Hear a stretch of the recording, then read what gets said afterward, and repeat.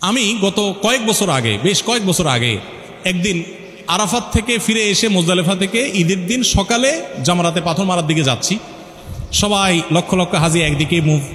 তো আমি একটা পাহাড়ের পাদদেশে একজন বৃদ্ধকে দেখলাম শুয়ে আছেন, গভীর ঘুমের স্টাইল দেখে বোঝা যাচ্ছে উনি গত এক দুদিন ধরে এই জায়গাতে মনে হয় আছেন, আশপাশটা দেখে বোঝা যাচ্ছে, ব্যাগ ট্যাগ ওইভাবে, এবং ওনার ব্যাগের মধ্যে বাংলাদেশের পতাকা দেখে বুঝলাম আমার দেশি চাচা।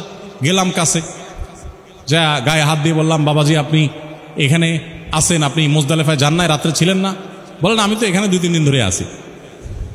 তাই বললাম আপনি আরাফাতে যান নাই? বলেন না আমি এখানে আছি 2-3 দিন ধরে। তাই বললাম বাবা হাদিসে আসছে হজই হলো আরাফাতে অবস্থান, আল হজ্জ আরাফা, আরাফাতে অবস্থান করাটাই হলো হজের মূল কাজ, ফরজ কাজ। তাহলে আপনার হজই তো হয় নাই আপনি এখানে বসে থাকলে। আমাকে কি জবাব দিয়েছে জানেন?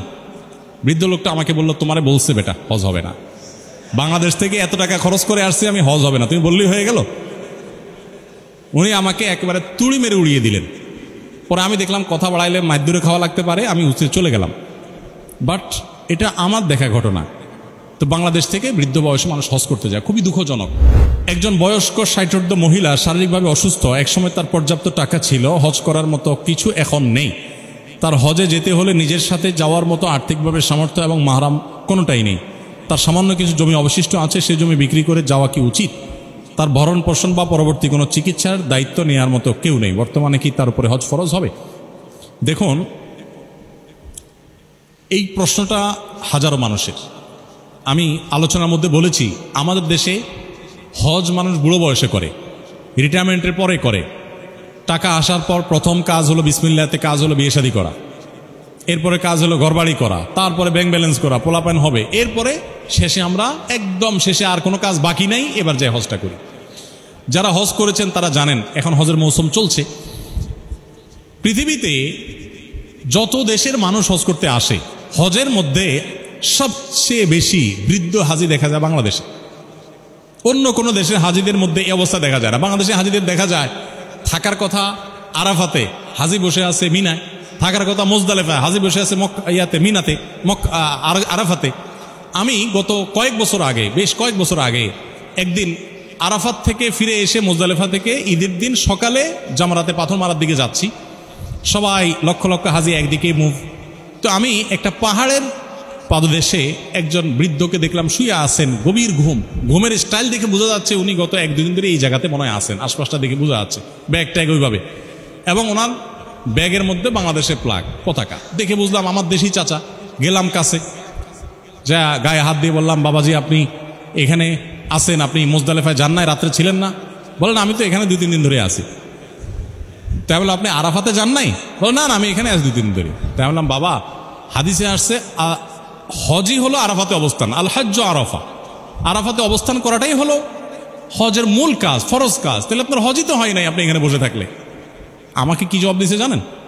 বৃদ্ধ লোকটা আমাকে বললো তোমারে বলছে বেটা হজ হবে না, বাংলাদেশ থেকে এত টাকা খরচ করে আসছি আমি, হজ হবে না, তুমি বললেই হয়ে গেল। উনি আমাকে একেবারে তুড়ি মেরে উড়িয়ে দিলেন। পরে আমি দেখলাম কথা বাড়াইলে মাইদুরে খাওয়া লাগতে পারে, আমি উচিত চলে গেলাম। বাট এটা আমার দেখা ঘটনা। তো বাংলাদেশ থেকে বৃদ্ধ বয়সে মানুষ হজ করতে যায়, খুবই দুঃখজনক। হজ করার পারফেক্ট বয়স হলো যখন আপনি শক্ত থাকবেন তখন, কারণ এটা পরিশ্রম সাধ্য একটা কাজ, মাইলকে মাইল হাঁটা লাগবে আপনাকে, বৃদ্ধ মানুষরা পারে না। এটা আমাদের ভুল। কেন ভুল? কারণ আমরা অনেকে মনে করি যৌবন বয়সে হজ করে ফেললে আর এই অবৈধ উপার্জন, 2 নম্বর কাজ, হারাম কাজ, আকাম কুকাম এগুলো মনে করা যাবে না। আমি বলি এটা ভুল মাসালা। কে বলছে আপনাকে হজ করলে আর আকাম করা যাবে না? কোথায় পাইছে? আমি কোরআন হাদিসে কোথাও আজ পর্যন্ত খুঁজে পাই নাই এরকম কোনো কথা লেখা আছে যে হজ করলে আর কোনো অপকর্ম করা যাবে না। কে বলছে আপনাকে? অপকর্ম হজ করলেও করা যাবে না, হজ না করলেও করা যাবে না। ব্যাপারটা বুঝাতে পারছি? তো আমরা ধরে রেখেছি যে আমরা কিছু অপকর্ম করে নেই, উল্টাপাল্টা করে নেই, এরপর বৃদ্ধ বয়সে একটা হজের সিল মেরে আল্লাহ কাছে চলে যাব, আল্লাহ আগেরগুলো সব তো ভুলে যাবেন। এরকম কোনো সিস্টেম আসলে নেই। এটা খুব দুঃখজনক। এখন যাদের হজ ফরজ হয়ে গেছে, যেমন যে প্রশ্নকর্তা যেমন বললেন, মহিলা হোক আর পুরুষ হোক, একটা সময় আপনার কাছে হজ করার মতো টাকা ছিল, ধরুন আজ থেকে 10 বছর আগে, বেশি না 7-8 বছর আগেও যদি চলে যায় আমরা, মাত্র 3-4 লাখ টাকা হজ করা যেত। এমনকি কোভিডের আগেও যদি চলে যায় অনেক অল্প টাকায় 4 লাখ টাকা হজ করা যেত একসময়। আরও আগে যদি চলে যায় 8-10 বছর আগে 2 লাখ টাকা হজ করা যেত। তখন আপনার কাছে 2 লাখ 3 লাখ টাকা ছিল, আপনি চাইলেই টাকাটা জমা দিয়ে হজে যেতে পারতেন। বাট আপনি যান নাই। কেন যান নাই? করছি, পরে করব, এরকম করে অপেক্ষা করেছেন। এর মধ্যে আপনার আর হাতে টাকা নেই, এখন কি হবে? উত্তর হলো এখনো আপনার উপর হজ ফরজই থাকবে। আপনি কিভাবে করবেন সেটা আপনি জানেন, লোন করে করেন, জমি বিক্রি করেন, আপনাকে করতেই হবে, বিকজ আপনার উপর হজ আগেই ফরজ হয়ে গেছে, আপনি নিজে সেটাকে কঠিন করেছেন। এখন যে কোনো মূল্যে আপনার হজ করতে হবে, হজ ফরজ হয়ে গেছে আপনার উপর। নবী করিম সাল্লাল্লাহু আলাইহি ওয়াসাল্লাম বলেছেন, তোমাদের কারোর যখন হজ করার সামর্থ্য হয় তখন সে যেন একদিনও বিলম্ব না করে, অর্থাৎ 1 বছরও বিলম্ব না করে। কেন? কারণ ফাইন্নাহু লা ইয়াদরি মা ইয়াহদুসু লাহু, কারণ সে জানে না তার জন্য কি অপেক্ষা করছে, কোনো দুর্ঘটনা, কোনো বিপদ আপদের জন্য সময় থাকতে যেন সে হজ করে ফেলে। এজন্য এই ভদ্রমহিলা, এই বৃদ্ধা মা, তার প্রশ্নের উত্তর হলো তাকে যে কোনো মূল্যে হজ করতে হবে। তিনি কিভাবে বাঁচবেন? আল্লাহ তাআলা তাকে বাঁচার তৌফিক দিবেন, বাঁচার জন্য কোনো চেষ্টা তার মধ্যে থাকবে, কিন্তু তাই বলে তিনি হজ না করে থাকবার সুযোগ নেই। প্রয়োজনে তিনি সন্তানদের বা আত্মীয়স্বজনকে উপদেশ দিয়ে, ওসিয়ত করে, অনুরোধ করে তাদের কারোর মাধ্যমে হলেও হজের ব্যবস্থা করতে পারেন। ফিজিক্যালি যদি তিনি অক্ষম হন তাহলে কোনো ব্যক্তিকে তার তরফ থেকে হজ করতে পাঠাবেন, তাতেও তিনি দায়মুক্ত হবেন, আর তা না হলে তিনি দায়ী থাকবেন।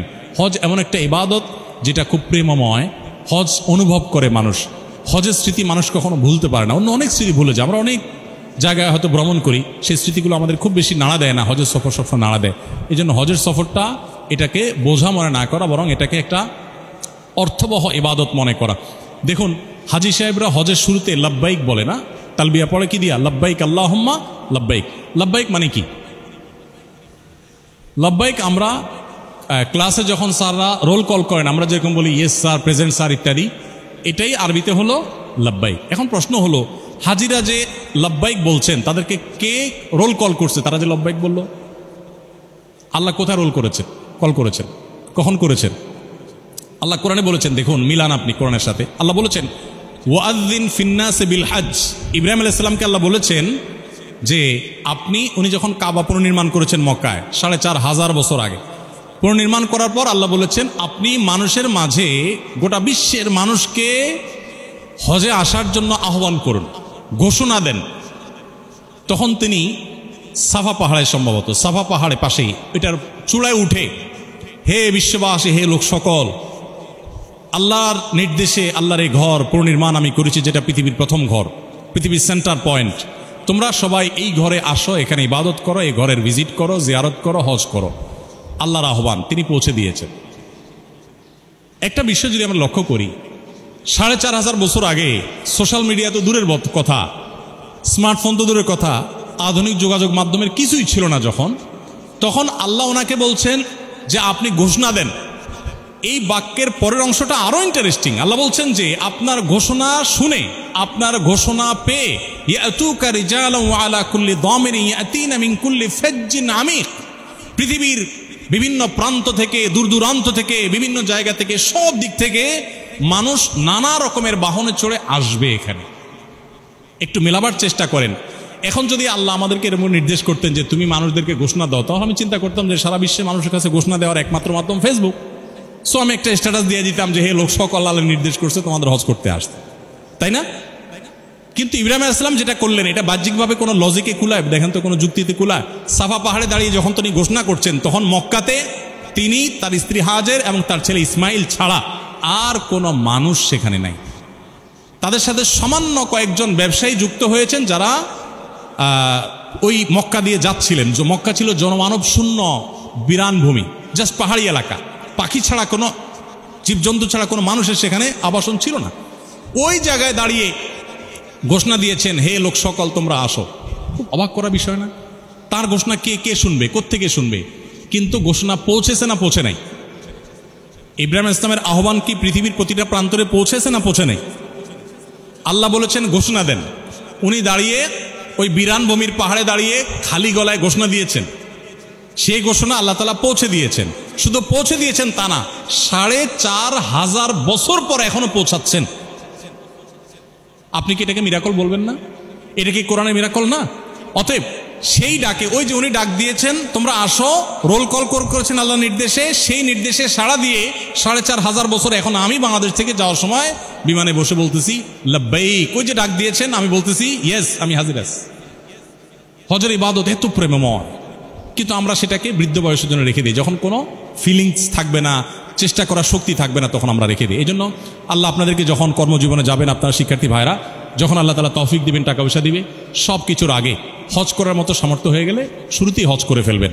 ইন্দোনেশিয়ান মালয়েশিয়ান হাজিদেরকে দেখা যায় ইয়াং বয়সে সব হজ করতে আসে, কিন্তু খুব অবাক করা বিষয় যে আমার দেশ থেকে সবাই বৃদ্ধ বয়সে হজ করে।